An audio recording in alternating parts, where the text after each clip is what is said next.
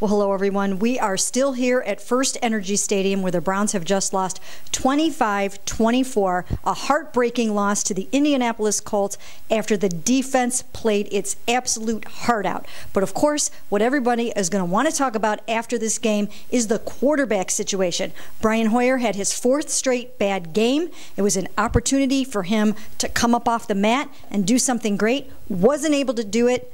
Where do the Browns go from here, Tom? They have to be contemplating very seriously the quarterback change now. To me, if this tells me that if they don't make the change at this point, you have to wonder if deep down they don't know if Johnny Manziel's ready. Now, that's just a speculation on my part. But, you know, today Brian Hoyer was outscored by his defense.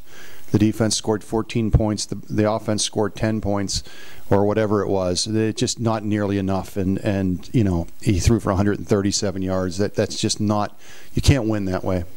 And you know what? Coach Pettine said he never considered going to Johnny Manziel during this game, even though things weren't going well there for a while. And it was obvious that the defense was – again, scoring more points than the offense was.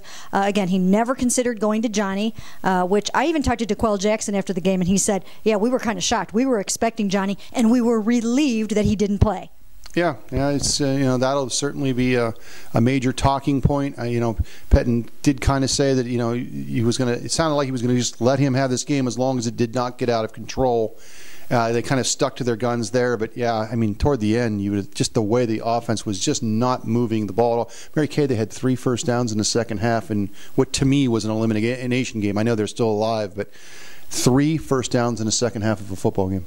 Right, and you know what? It could have set up a showdown for first place with the Bengals next week because the Bengals lost to the Steelers. It would have been a perfect opportunity for the Browns to gain some ground and to move into first place in the division next week. Obviously, they won't have that, but boy, oh boy, the defense. You cannot say enough about the defense. Now, of course, at the end, they wore down. And they gave up the big plays at the end when the Browns really needed to get 2 or 3 more big plays out of them. But they played lights out, heart and soul in this game. Yeah, a terrific performance. The secondary was outstanding until the end. There's the controversial call on Buster Skrine at the end. Skrine did not think it was pass interference. And then the one that I'm sure that will eat them up was at the 4th and goal. They have the running back stopped, and he squirts out and squirts inside, makes a nice move, gets the first down, and then they end up scoring. But other than that, I mean, 4 turnovers. But Mary-Kay, let's go back to the whole Brian Hoyer offensive thing. Mary-Kay, they've had 21. They forced 21 turnovers in 8 games, and the Browns have 3 offensive touchdowns to show for it. And you just wonder at what point this defense, who continues to support Hoyer and won't say anything bad, but you just have to wonder how frustrated they are. Well, you know, I think they were frustrated about that going into it. And when I talked to Dante Whitner during the week and we were asking him that very question, he said, you know what, you can't have turnovers. You cannot have turnovers. And once again, he threw an interception into the end zone. Now, Jordan Cameron took full blame for that. But just offensively, you know, altogether, it was not the kind of performance that they need. Brian overthrew a couple of guys deep when they had opportunities to score. So, you know what, it just was not a good performance overall, and you have to think that they're going to go back to the drawing board and really give this serious thought. Yeah, it's just we talked about at the beginning. You know, if you don't make the change now, again, I think you are technically still in the race. Obviously, they're mathematically in the race. The problem is they're running out of games, and they're now having to leapfrog 3 teams. Not to mention a team like San Diego. If they win tonight, they're going to be in great shape.